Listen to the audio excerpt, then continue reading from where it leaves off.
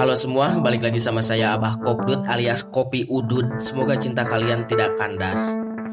Balas dendam adalah sebuah perbuatan jahat, namun semua perilaku atau perbuatan tersebut tidak akan terjadi tanpa ada sebab dan akibat. Jika seseorang menanam kebaikan, maka kebaikan juga yang akan didapat. Dan jika menanam kebusukan, maka rasa pahit dan penderitaan akan menunggu di depan. Jika berbicara balas dendam, maka tidak akan lepas dari rasa ambek, kapusing, karudet, nyeri, atau amarah yang ditahan. Dan jika berbicara hal tersebut, maka tidak akan lepas dari kejadian baru-baru ini yang sedang terjadi, yaitu si Abah Gap berniat membalaskan dendam atas nama es kepada Kurohige, sekaligus membawa pulang kapten muda gak pakai kelapa yaitu Kapten Koby. AA Koby diculik oleh sosok manusia goreng patut durhaka penghuni kerak neraka yaitu Kurohige.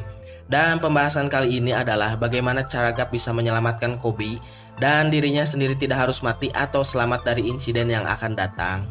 Sebelum itu, kita harus memperhatikan beberapa poin sebagai berikut. Kita semua tahu bahwa Gap meminta pasukan kepada Angkatan Laut G14. Namun, armada Angkatan Laut sudah dipesan dulu lewat Shopee oleh Borsalino atau Kizaru. Maka, di sini Gap harus berangkat dengan pasukan yang seadanya saja. Yang pertama, jika Gap ingin selamat, begitupun pasukannya, bahkan Koby bisa dibawa pulang adalah dengan cara membawa Sengoku. Mengapa demikian? Kita semua tahu bahwa kekuatan Sengoku sangatlah luar biasa edan. Sejak dulu, Gap dan Sengoku selalu duet dalam mengalahkan musuh yang sangat kuat. Contohnya seperti Shiki si singa emas.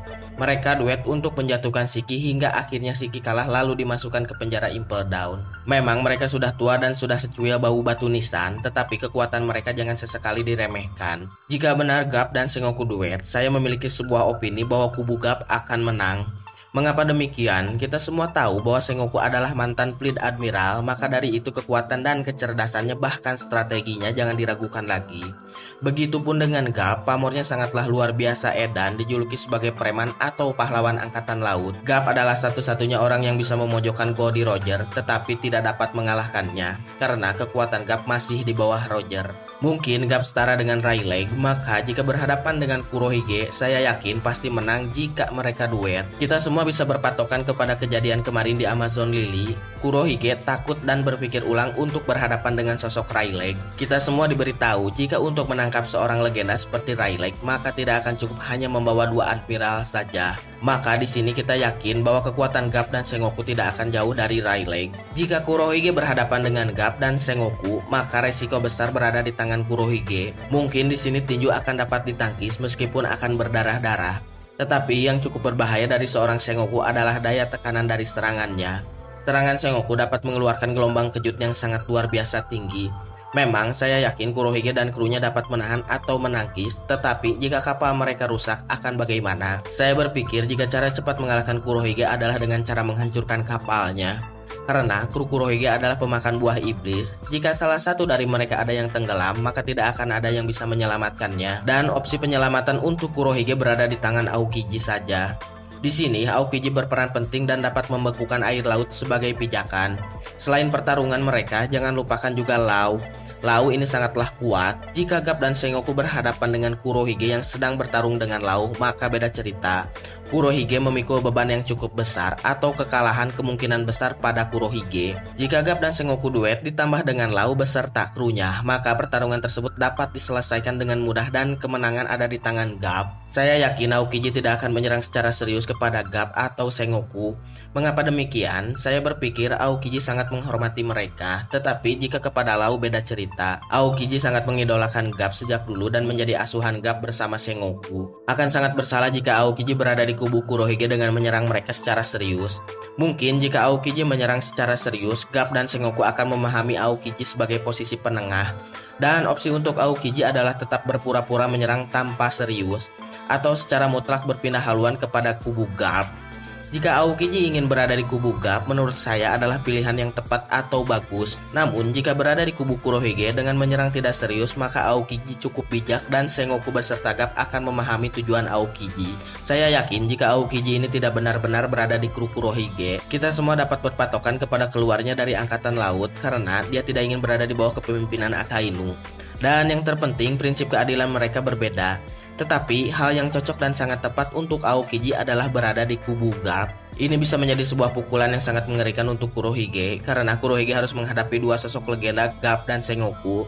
lalu berhadapan dengan mantan admiral sekaligus menghadapi sosok Lau. Saya berpikir jika demikian Kurohige bisa tewas, atau sejelek-jeleknya setengah dari kru Kurohige akan tewas. Tetapi yang jadi masalah Kurohige di sini adalah tidak akan tewas. Saya berpikir jika Mamang Oda menyiapkan Kurohige agar berhadapan dengan Luffy di masa depan, maka di sini Kurohige 99% saya yakin tidak akan tewas, tetapi hanya akan kalah.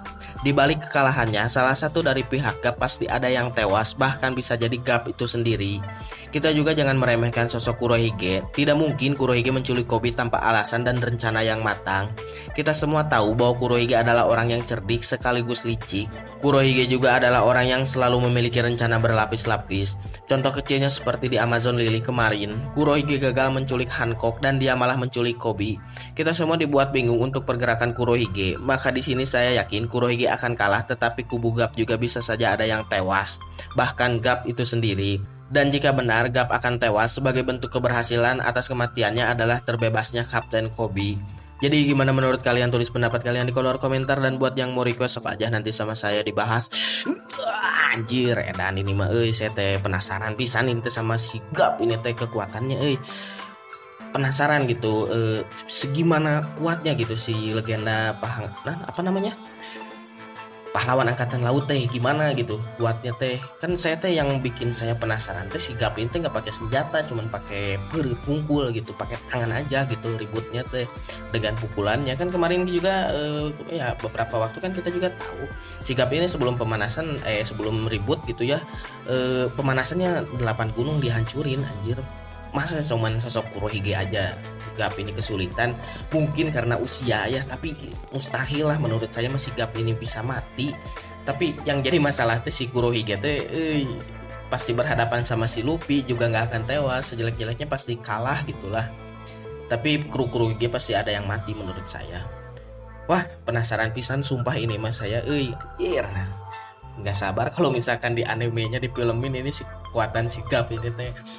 Yang jadi keren itu teh si Garp cuman pakai tangan aja gitu, haki tangan tanpa buah iblis gitu.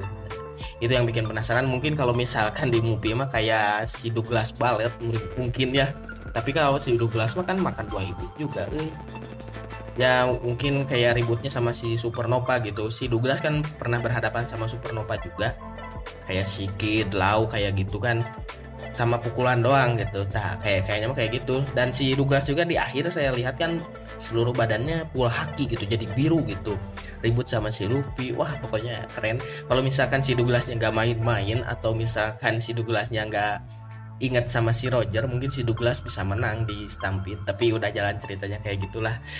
Penasaran pisan sumpah lah. Ya udahlah, salam sejahtera, abis rokok dan kopi tinggal ngutang ke warung. Goodbye, dadah.